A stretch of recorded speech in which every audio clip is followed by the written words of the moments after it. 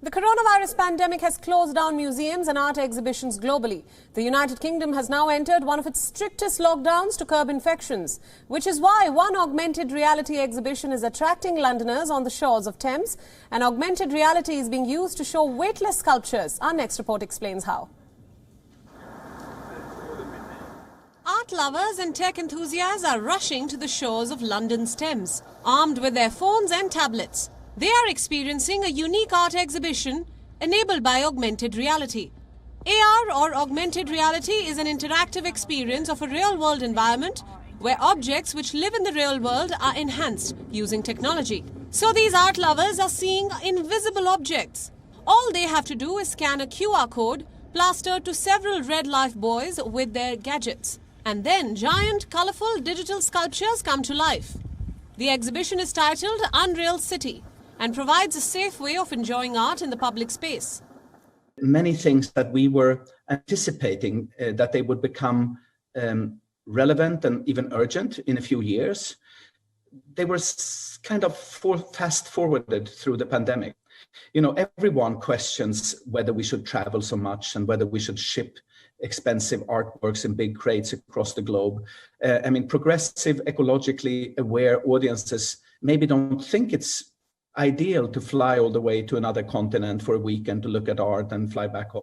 During a period when all museums in the UK, for instance, are closed, we actually staged a massive artwork in the art show rather in the public sphere, and it shows at least the potential. In the first, we know that this there are challenges, there are limitations, but it does work, and we have reached thousands of people already with this strange new art form, a dematerialized art form, weightless sculptures hovering in the air above the river. It's a strange. The walking tour is spread across some 24 iconic locations in London, between Waterloo Bridge and Millennium Bridge on London's South Bank, and Londoners can enjoy 36 digital sculptures created by famous artists. The list includes names like Nina Chanel Abney, Ko Jeong, Darren Bader and more. This exhibition is the brainchild of AR art platform Acute Art, in collaboration with British culture publisher Dazed Media, and will run across London till January 5th.